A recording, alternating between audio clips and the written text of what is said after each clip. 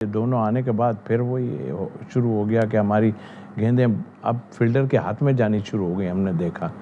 तो मेरा ख्याल है कि ये एक्सीलरेट कैसे करेंगे, किस तरह इनको चेंज किया जाएगा, मुझे नहीं समझ आती। तो ये जो 160 रन्स बने हैं, जो ये मेरा ख्याल है कि उसी का नतीजा है कि आप दूसरी टीमें ऊपर की तरफ जाने की सोचती हैं, ये नीचे चले गए एवरेज में, तो रन रेट जो है आपका गिराते चले गए। तो ये एक बड़ा मसला है और इस मसले को यार आप टीम तो अनाउंस हो गई है, अब क्या बैटिंग ऑर्डर भी आपने एक चेंज करके देख लिया, सारा कुछ है।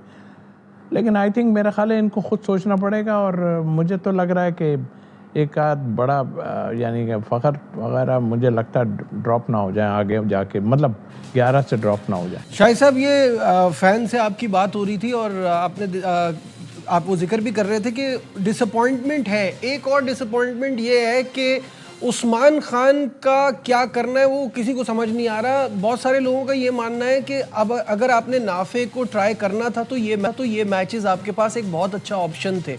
आप क्या सोचते हैं? आपको अपनी कॉम्बिनेशन देखनी पड़ेगी, नाफे को भी खिलाना होगा, उस्मान को भी खिलाना होगा, उस्मान तारिक को खिलाना होगा, ताकि आप अपनी बना सकें। और एक चीज़ जो बड़ी अच्छी लग रही है सलमान की भी और माइक हैसन की भी, कि क्लैरिटी है उनके पास। 3 नंबर पे अगर भेजा था सलमान आगा को तो पहली विकेट जल्दी गिरी थी तो सलमान को भेजा। अगर लंबी पार्टनरशिप, ओपनिंग पार्टनरशिप होगी तो शायद फ़खर आए तीसरे नंबर पर या बाबर भी आ सकते हैं तीसरे नंबर पर।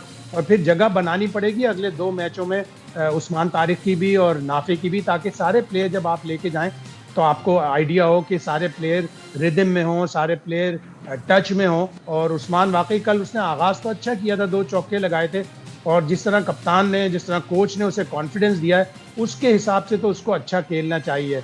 और जहाँ पे श्रीलंका में मैचेस अगर आप देखें, उठा के देखें, 2 या 3 दफ़ा 200 क्रॉस किया है किसी भी टीम ने 200 T20 में, तो वहाँ पे भी इतने स्कोर नहीं होंगे। 160, 180, 190 अगर कोई बहुत ही अच्छा खेल गया तो शायद 200 क्रॉस करे।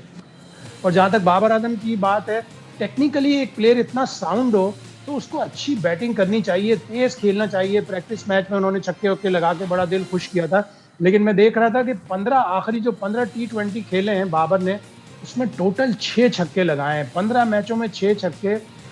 As per Babar Azam talent बहुत कम है। अगर 1/6 पर मैच भी लगाएं तो कम से कम पाकिस्तान को फायदा हो। कल उन्होंने छक्का मारा था, लेकिन इस कदर कम छक्के, इस कदर कम बाउंड्रीज, मतलब स्टेचर के हिसाब से बहुत ही सूट नहीं करती। बिल्कुल सही बात है। और अब तो बहुत सारे एक्सपर्ट्स ये भी मान रहे हैं कि अगर वो टॉप 3 में नहीं खेलते तो फिर उनकी टीम में जगह नहीं बनती, उनको 4 पे भेजना कोई सेंस नहीं बन रही है।